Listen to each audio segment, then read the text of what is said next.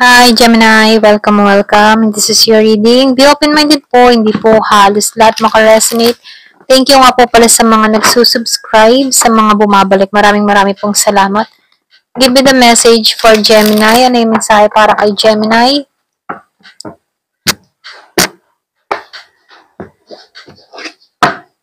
Give me the message for Gemini.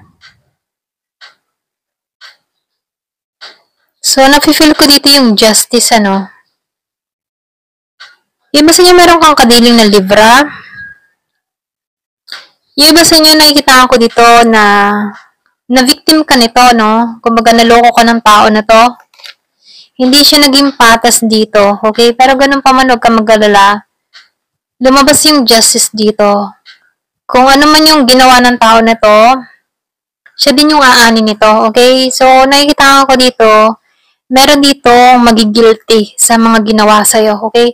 Maiisip ng tao na to na dapat hindi ko siya ginawa ng hindi maganda, okay? So, nafe-feel ko dito yung karma. Ayan. So, dito, no, naranasan mo to para makita mo yung katotohanan mula sa tao na to at para din maiwasan mo ito ng tuluyan, okay? Itong tao na to. So, nakikita ko rin dito, natutunan mo tong i-let go. Yung iba sa inyo, no, natutunan mo tong iwasan, layuan. So, nakikita ko dito, naka-recover ka sa sitwasyon, hindi ka nawalan ng pag-asa. Pero ganun pa man, no, nakikita ko dito, pagtatagpuin muli kayo ng tao na to, sa panahong hilom ka na, okay? Makikita mo to biglaan, sa hindi inaasahan, pwedeng sa mall, pwedeng sa park, or pwedeng sa mga event. So, lumalabas dito, bigla mo tong makikita sa hindi inaasahan, pero naghilom ka na sa tao na to. Pwedeng ito yung past lover mo, okay? Or pwedeng yung kabataan mo, okay, na may nanakit sa'yo. So, nafe-feel ko dito na biglang muli kayo magkikita ng tao na to. So, nakikita ko dito, no, duwag tong tao na to, ito rin nakikita ko, no, yung ba sa inyo meron kadiling na Aquarius? So, duwag to sa responsibilidad. So, nakikita ko dito, nagsinungaling tong tao na to, nagput ng mas, hindi nagpakatotoo, nagsinungaling, okay? Kumbaga, sarili niya lang yung inuna niya dito. So, nakikita ko dito, meron kang kadiling na selfish, yung mga hindi halata sa kanya na may ganito siyang katangian, ano, dahil sa, pwedeng sa itsura niya, mukha siyang matino, mukha siyang mabait, pero sa ganung pagmumukha niya, merong natatagong pait, okay? Alam mo yon, kumaga mukha siyang sweet, pero mapait naman, mga ganun, no? So, lumalabas dito na duwag to sa responsibilidad, duwag to sa katotohanan, okay? Very sneaky tong tao na to. Nabitray ka nito, ito rin nakikita ko, no? So, nakikita ko dito, hindi to naging pata sa'yo, okay? Pero ganun pa man, ano, kahit may mga ganito kang sitwasyon, nakikita ko dito, na-resolve mo yung sitwasyon na kinaharap mo dito sa tao nito. So, meron ditong tumulong sa'yo na Leo, okay? Yung iba sa inyo, meron kang nakausap na Leo, or pwede rin meron kang kaibigan na Leo na nandyan sa'yo, okay? Sumuporta sa'yo. Kumbaga, siya yung nagturo sa'yo kung paano i-ground yung sarili mo, kung paano mag-put ng boundary para sa sarili mo, kung paano magkaroon ka ng solusyon sa mga problema mo. Kaya dito, no, natatagpuan mo yung harmony, okay? Mula sa tao na to. Yung ba sa inyo, pwedeng meron kang nakausap, or pwede rin meron kang nasabihan ng, ng problema mo, meron nagpayo sa'yo na kung saan natauhan ka dito, okay?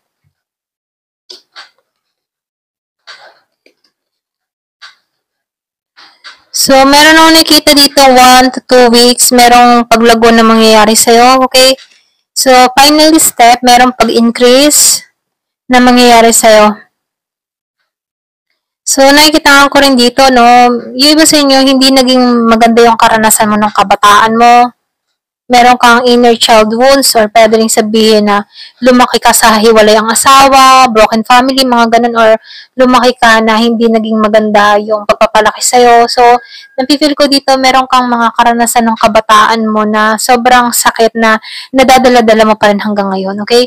So, merong mga alaala sa buhay mo na kung saan, ano, sobrang mahirap, okay? Pwedeng inabuso ka, pwedeng nakaranas ka ng pananakit, mga ganun, no? So, lumalabas dito, kailangan mo na tong alisan kasi itong mga alaalang ito yung dahilan kung bakit nawawalan ka ng tiwala, okay? Sa pagbabago, nawawalan ka ng tiwala sa panibagong darating, okay? Pwedeng magmamahal or pwedeng sabihin, ito din yung nagiging epekto kung bakit ayaw mo magkaroon ng um, relasyon, okay? Yung iba sa inyo, no? So, meron ka ditong tao sa buhay mo na kung saan nagmanipula din sa'yo in the past, okay? Kaya dito, meron kang trust issue, ganon. So, nakikita ko dito, no? Yung iba sa inyo, uhaw ka sa karunungan, okay? Pwede rin yung kabataan mo hindi ka hindi ka nakapag-focus sa hilig mo, sa nais mo. Kaya ngayon, mahilig ka mag-search, mahilig kang mahilig kang magbasa ng libro or yung gusto mo meron kang mga natututunan sa araw-araw, no? Ito rin nakikita ko. So, nakikita ko dito magaling kang makipag-usap, curious ka sa mga bagay-bagay. So, nafe-feel ko dito, masyado ka ding maingat, ano? Yung basta niyo mahilig mag-aral. For example, tapos ka na, pero gusto mo mag-aaral ka ulit, okay? So, nakikita ko dito, ayaw mo nang hanggang dun lang yung pinag-aralan mo. Mahilig ka mag-aral. Ito lang nafe-feel ko sa'yo. So, nafe-feel ko rin sa'yo, patas kang tao, no? Very educated, ganyan. So, nakikita ko dito, nag-iisip ka muna bago ka magsalita, okay? So, nakikita ko dito, kapag meron kang nakakausap na tao, pinag-iisipan mo muna kung tama ba yung sasabihin mo. Hindi ka basta-basta didigan ng hindi mo iniisip yung mga sasabihin mo. Ganun, okay? Kumbaga matalino ka dito, ito rin nakikita ko sa'yo. So, sinasabihan ka dito, magbibilang ka ng biyaya, okay? Count your blessings. So, lumalabas dito na sa pagiging mo authentic kang tao, no? The more na nagiging kang totoo para sa sarili mo, the more na binibless ka, okay? So, marami kang blessing na darating sa buhay mo, okay? So, sinasabihan ka rin dito, be optimistic, ano? Kahit may mga karanasan kang hindi maganda, be optimistic, okay? Kasi magtatagumpay ka dito. Ito lang yung mensahe, ano? Ito lang nakikita ko. So, nakikita ko dito, compatible sa'yo si Leo. Kumbaga, good influence siya sa'yo. Ganon. Yung iba, hindi halos lahat. Give me the message. Ano pa yung mensahe?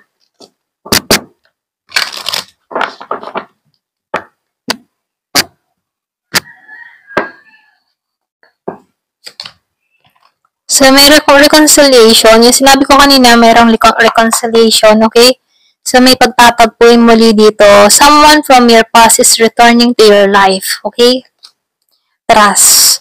This situation is calling for you to have faith. Ayan. New love. O, diba? May bagong pag-ibig. New love. Excuse me. Chemistry. Andun yung chemistry mula sa tao na to. Okay? Magtiwala ka. Ayan. Worth waiting for to, okay? Flirt, okay? May flirt. Extend your light-hearted energy to others. So, nakikita ko dito medyo flirt itong connection na to, okay? Para bang mabubuhay ang inyong mga dugo. Ganyan. Romantic feelings. So, romantiko tong tao na to. Your feelings are real and worth exploring. So, pwedeng maintriga tong tao na to sa'yo. Interesting kang tao. Ganong niya ikaw tingnan, ano? Kumbaga, worth waiting for to. Okay? Divine timing is at work in your love life. Kung ikaw yung tipo ng tao, nag-iintay ka ng tao magmamahal sa'yo, ayan, tinatrabaho na ni Divine. Okay? Release your ex. Okay? Ito yung nasa isip ko kanina. Release your ex. Lumabas nga, no? Release your ex. Ayan. Ito na yung mensahe sa'yo. Thank you for watching. And love and peace. Okay?